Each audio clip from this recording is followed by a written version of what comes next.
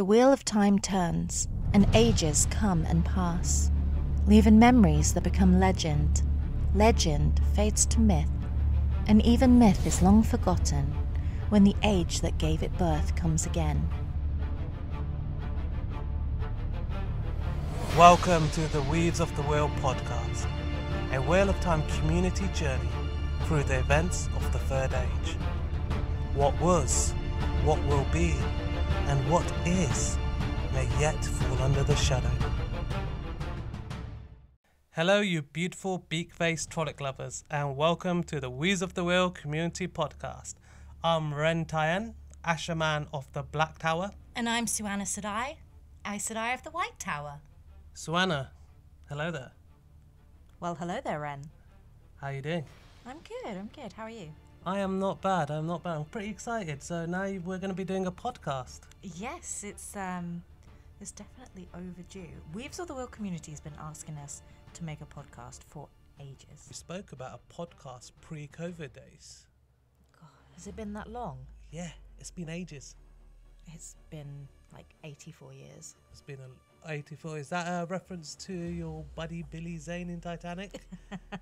Totally accidental, I assure you. Nobody needs to remember Billy Zane. Winter's Dragon sits firmly on your brain, doesn't it? It's always there. It haunts me. It haunts you. That's your Lewis Farron voice, isn't it? It absolutely haunts my dreams. Yeah. Every night. Ishmael is pretty good at that. That's a terrible pronunciation, but yeah, I'm following you. Just a little heads up, I do not know how to pronounce half these names, so this is going to be quite interesting. Yes, it definitely is going to be very interesting because I too pronounce a lot of things wrong. Yeah, I mean, I've read the books, I've not listened to the audiobooks. No, me neither.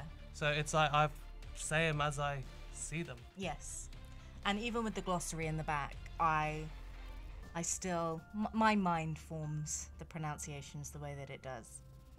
There's a glossary in the back? I didn't know that. You're not one to skip to the back of the book. Nope. I'll just read, and then when it says, this is the end of book one, I stop there. Don't need to do any more than that. So Suana, I'm really excited about this, actually. So let's, for people that don't know what Weaves of the Wheel is, do you want to just give everybody a quick summary of like, who we are, what we do, where we are? Yeah, I can. So Weaves of the Wheel it's a Wheel of Time community, and community being the operative word there. It's fans that gather from all around the world. Yeah. And they connect via social platforms, and we get to talk Wheel of Time and create Wheel of Time, and we get to play Wheel of Time as well. And we actually have our own game that we've created for the community. So depending on whether you want to become an Aes Sedai, an Asha'man, a warder, you can play this game, and it's kind of a very basic D&D style. So it can be you can advance in the game simply by doing things in roleplay or in storytelling, but you also have ways to advance in the game even just by talking about the Wheel of Time, just by getting involved in fan discussion, and just by posting and sharing things on Instagram. So it's a game that's very, very easy to get involved in, and it's totally accessible for everyone. So we're mainly on Instagram. Yes, we've been on Instagram for 4 years now. We've recently opened up a Discord channel. Yes, we just opened that in the summer, but we aim to have that being able to do everything that Instagram can do eventually. Yeah, definitely. And so we're on Twitter, Facebook. Yeah. Mm-hmm. There's a website. There is. And we're on YouTube. We are. And you have a YouTube channel as well with another friend, don't you? I have another YouTube channel for Wheel of Time content, Water and Shade, which is with one of the community members I met at Weaves of the Wheel as well. So yes, we do that. Okay, and now you want to do a podcast? Yes. Where do you find the time?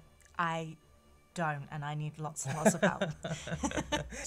Okay. So shall we briefly touch on the fourth age? So where is the fourth age set? How did this all come about? Okay, so when we set up the RPG for Weaves of the Wheel, we found ourselves drifting into territories of after the last battle into the fourth age. Yeah, and I remember these conversations. They were very challenging. Like, you know, what happens to the Black Tower? Where are the Aes Sedai? What's with the Dragon's Peace? I mean, do you want to touch on like how we solve those problems? Well, it's community effort, 100%. Obviously, as an individual reader, you have your ideas and perceptions of what would happen next in a story. But one of the great things about working with a community is that you have so many different perspectives. You get to listen to all these different theories, and there's things that sometimes you never even really considered. But we certainly had to do, you know, a lot of research to keep it as canon as possible and also not drift too far away from the original source. Yeah, I remember these conversations. They got really passionate. Like, some people were really passionate. They insisted on this.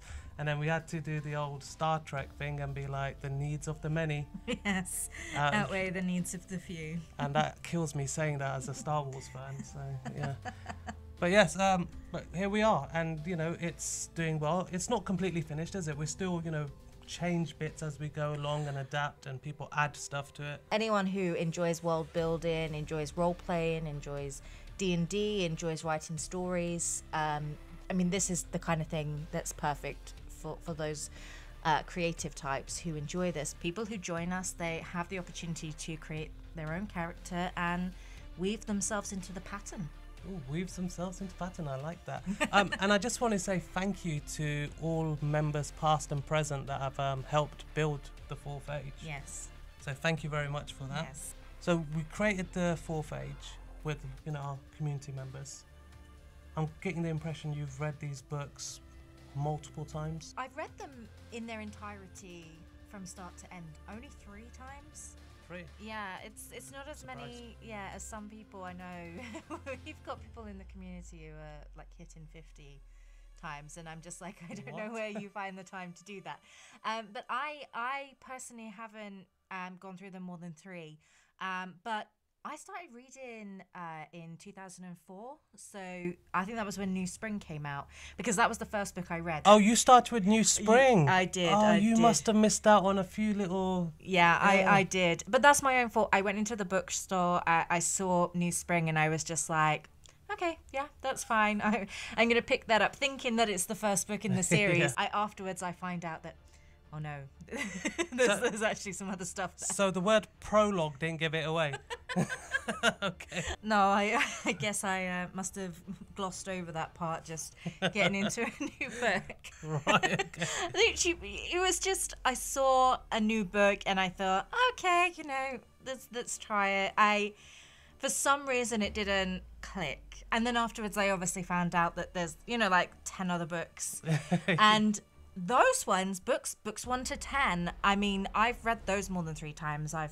I probably couldn't put a number on how many times I've read 1 to 10 Right. or 1 to 7, or even just there are some parts in books, especially in building the Weaves of the Wheel community, that I've had to go over so many times as well.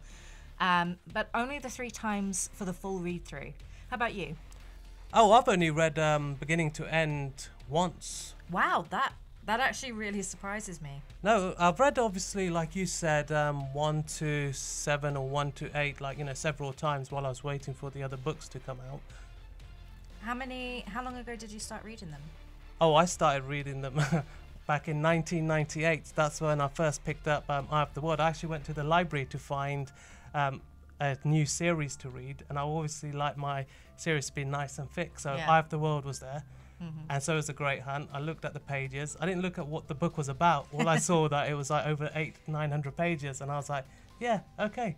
So I checked them out. So you're only allowed to check out 4 books at that time. Oh, you were not like a library card executive. Oh no, I wasn't a gold member or no. nothing. I've only read them through once, and to be honest, I stopped reading after Knife of Dreams. You know, when tragically Robert Jordan passed away. Yeah.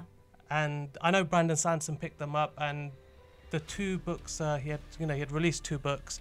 I still didn't read them, and then Memory of Light came out, and I started getting a couple of spoilers, and I was like, fine, I'll just, I'll Wrap read it up. Yeah, I'll just wrap it up. And I have to say, I was disappointed. Oh, really? Yeah. Why is that? Well, to me, it broke canon, and all I'm going to say is floating gateways. For me, it's mutual bonds. Oh, that's a trigger. That's a trigger for me and for a few people in the community as well. I think that's a community trigger, Yeah. is mutual bonds. But I don't have a problem with the fact that you could bond one another. I just didn't like the mind reading Oh, element the of it. telepathy. Yeah. And the love. Oh. Yeah. Yeah, and for a red as well. That really kind of was Ouch. like a punch in the gut.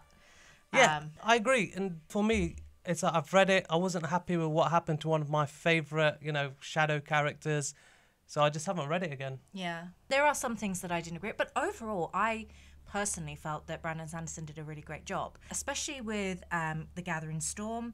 Obviously, we'd had that slug all the way through sort of 9, 10. And it did go into book 11 a little bit. Even though book 11 really started to pick up, Yeah. it didn't hit the ground running as much as I wanted it to, especially after book 10, which for me is my least favourite in the series. Well, okay, Crossroad of Twilight. Yes, Yeah. yes. I felt like Gathering Storm was just this breath of fresh air. It just felt re-energized, and I didn't like the prologue of it. I felt like this feels very different. This feels so different. But then, when I got into the first couple of chapters, I was convinced. I thought it was really great. I know. I'm not criticizing what Brandon did. I just didn't like some of the changes. Like, for example, what he did with Talmains. Is that how you pronounce it? Talmains? I say Talmains, but I've been corrected multiple times and told that I'm supposed to say Talmones. Where's the O in it? I don't know. I have no idea. Apparently, I say everything wrong. This is what because I've never listened to the audiobooks. Okay, Egwene or Egwene?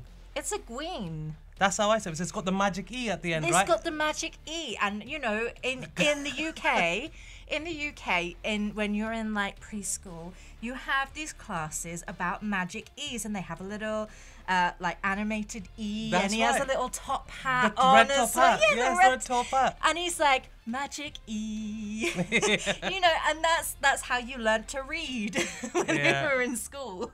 I think we're going to have I'm definitely going to have a bit of a surprise when the show comes out, because I know in the show it's Egwene, right? Yes. Yeah. I've actually been training myself to say Egwene and Nynaeve, because I also say Nynaeve. Me too. Yeah, that's how it even though I know, even though I've seen it in the glossary in the back of the books where it says Nynaeve, but it just never felt, it never sounded right in my head. Yeah. For me, Lorne versus Lan. I think there's a massive debate about that one. I think that one's still up for discussion. Yeah. Well, we'll see what happens when hopefully the show comes out. I'm on board with whatever they decide to name the people, and I think it'll be a lot easier once you hear it on TV. Yeah. I think it'll be easier to adapt. Well, I think that's maybe why it's easier for some people to hear the names a certain way, because they've listened to the audiobooks. Like maybe for the first time they went through the books, maybe they listened to it on audio, so they know the names. Or I haven't listened to the audiobooks. Oh, me neither. No, Me neither. I'm not an audiobook fan in general. I really like a good book. I like pages. I like the weird smell. I buy secondhand books deliberately because the smell is stronger. Okay, I'm having second thoughts about this podcast now. And I like a good like creased spine. Those are things I really enjoy about reading. Yeah. It's the sensory as much as the enjoyment of the book. Yeah, and I agree with that actually, Suana. For me, I like to skip back. Sometimes I read something and I might have switched off, or something doesn't make sense, and I like to go back a little bit to think, did I just miss something? Or if there's an exciting part that's happened, I like to reread it. And I don't know how I can think of a moment, without like getting into spoilers, I can think of a moment at the end of The Great Hunt when something happens, and I don't want to say too much about it, but something happens. It took me by surprise. I had no clue that was about to happen, and I had to just like flick back in my book. So like, what did I miss? I missed something. Hold on, is this a certain companion of Rand? It is, but I'm not going to say any more than that. I think I know what bit you're talking about, and if it is, yes. Yes. Yes, yes. I had to go. And how do you do that on an audiobook? Because you don't, it's the visual of like, I like to glance my eyes over it. So I've personally, I'm not an audiobook fan in general, but I have always wanted to listen to The Wheel of Time on audio at least once, just to, because You know, you could have, instead of going back and trying to reread it by looking, you could have just smelt it, seeing as you like smells. You could have just done it that way. You could have done what Perrin or Hurrin. Hurrin, definitely Hurrin. I love Hurrin. Yeah, smartest character in the Wheel of Time. And his name is going to be said so totally differently. Yeah. Hurrin's the sniffer guy in Great Hunt, in case you guys are wondering who the hell is Hurrin? Yeah, who they're talking about. He's the guy who sniffs violence. Is that what he is? He sniffs violence. He can smell violence. Yeah. Awesome. I love him so much. Yeah, I relate to that character so much. Smartest guy in the whole series. He's so good. He's like, this was fun. I'ma go. Yeah, it's like, oh yeah, oh no, I will come with you to White, but I need to get back to the Borderlands because I need to go back there, but I'm gonna come. I'll be back as soon as I tell them I'll be back, and then you don't see him until like the end, I suppose. No. Suana, you said it's been a while since you've actually read the complete series from beginning to end. How many years or how many weeks are we talking? Well, it's been about 3 years since I last read the series. 3 years. Yeah, I had my son two and a half years ago nearly now. So I actually picked up the series to read when I was pregnant, and I could not get into anything long term. I just couldn't get my focus down. Right. So it never happened, and obviously having a child and committing to such a huge, it's massive. It is. It's impossible. I just haven't had the time. I think now is probably one of the best times when I could listen to the audiobook, because I definitely struggle to get through a book and sit down with a book, because you know what kids are like, he pulls the book out of my hand, or he tries to climb over me, and I don't want to upset people, but he has ripped some pages out of books as well. And I completely understand. Like, I used to have a cat, and he would come sit in my lap or try to climb on my face, and I couldn't get nothing done. So I completely know exactly what you're talking about. It's like the same. It is the same in every way, except it's not. I mean, a cat you can put out in the garden. If I put my kid out in the garden, child services will come knocking on my door. That's true, actually. Well, maybe in the summer you can leave him a bottle of pop or something, and he can have fun in the garden.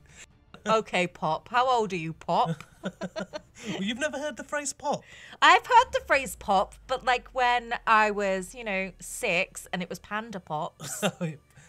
Well, I've also called it fizz, if that's any better. No, it's really not. Or and you're fizzy pop. You're really showing your age right now. All right, well, let me pop you a question. Are you going to do the audiobooks? I actually think it would be really great to read the audiobooks. Can you read an audiobook? I suppose if you have the captions on. Yeah. I don't know. Well, it would be really great to listen to an audiobook. I would love to listen to the entire series. I mean, I know there's going to be things in those books that obviously the pronunciations are going to be totally different. I think I'm going to get really confused when I listen to them, because they're going to talk about a character and I'm going to be like, who? Who dat? Who? Yeah. I have no idea, because it might sound totally... People tell me I pronounce the names wrong all the time, but they don't tell me how I'm supposed to be pronouncing them. So I'm kind of intrigued to learn a little bit about that. That reminds me of a joke from... Have you seen the film Snatch, where he goes, "Do you like dags?" Yeah. It's like, dags. Oh, dags. Oh, dogs. Yes. Yeah, I like dags. That's exactly what it's going to be. It's going to be so confusing for me at times. I hope they're not too different, because it could become a totally different story. Could it? It might, Could this be like... I don't know. This is going to be a whole new way to hear this story, and it's going to be like hearing it for the first time in some ways, especially given how long it's been since I've read them. Okay, so are you saying, well, I think you're saying you want to do the series, yeah, but you want to listen to the audiobooks, yes, and not read the books, yes, for the first time. For the first time. Care to join me? You know what? I've never listened to the audiobook, so yeah, let's do it. You know what? Let's do this. I know people are always really surprised that I've never listened to the audiobooks. They always get like, oh my God, you have to listen to them, and they're read so amazingly by the people who read them. Who are the narrators? It's Michael Kramer and Kate Blanchett? No, it's not Lord of the Rings. That would be awesome, though. I would love to hear Kate Blanchett as Galadriel reading. Oh, Kate Blanchett is Galadriel in Lord of the Rings. I didn't know that. that's the first thing I just associated. No, so who is it? It's Kate reading. Right. And I know people listening are like, oh my God, you should know the names. Never listen to the audiobooks, guys. I don't even have an Audible subscription. I'm going to have to take care of that. Can somebody give me the logins, please? Yes. Can you help us out, please? Okay, so how are we going to do this? Okay, well, I think we should listen to the audiobooks and we should catch up every week. Oh, God. Yeah, it's more of me every week. I'm sorry. Yeah. Well, as long as we're going to have some guests on as well, I suppose. It'll be fun. I think that'd be really great. You know, let's talk about the audiobooks. I don't want to go chapter by chapter. Oh, me neither. Some No. chapters are so dull. Some chapters drag a little bit and they're full of so much description that, I mean, it's great to read and I love having the scene set for me, but I don't really want to talk about that as much. I'd rather talk about the key events in chronological order. You know, let's hit Dragon Mountain, let's hit Winter's Night, let's hit Baelon, and let's hope I'm saying Baelon right. That's the town where they meet Min. So are we going to start with Eye of the World and not New Springs? No, I'd love to start with Eye of the World. I feel like we should listen to them as they were intended. And we should hit New Spring somewhere in the middle or at the end. It'd be really great to just hit all the major things and talk about like fan theories, and also how did the experience differ listening to these scenes on the audio rather than actually with a book? Does it change the way you visualize? Okay, I'm having a foretelling here. I can sense myself preparing for the next episode of the podcast and being like, I don't remember anything on the audiobooks because I switched off, and now I've picked up the book and I'm reading it just so that I know what's going on. I just had a foretelling, people. But it'd be really great as well if we can have some guests on from the Wheel of Time community, and they can tell us their experience. Do they listen to the audios? Do you guys listen to the audios, or are you like us? Do you prefer reading the books? Do you prefer a nice book that you can bend the pages of and, you know, or maybe you really look after the pages, I don't know. But it would be really good to hear different perspectives. Yeah. I agree. Let's do this. I'm game. I'm game. Okay, sounds awesome. So we're going to hit you with a new podcast every Sunday. So it's going to be every Sunday, and it's going to be available on all your main podcast platforms. I'm going to leave you to deal with all that. That sounds about right. Yeah. Yeah. Like I said, in Wheels of the Wheel, I'm the eye candy. Yes. And you're the brains. Yes. I'm the one that's doing everything. Yeah, it's me and my beard. Yes. 3 points. 3 points. He was contractually obliged to say that. Yep. I got my 3 points. That should rank me up to dedicated now, I think. So thanks so much for listening. Catch up every Sunday for the Weaves of the Wheel Community Podcast. Until the Wheel of Time turns. May the light be with you.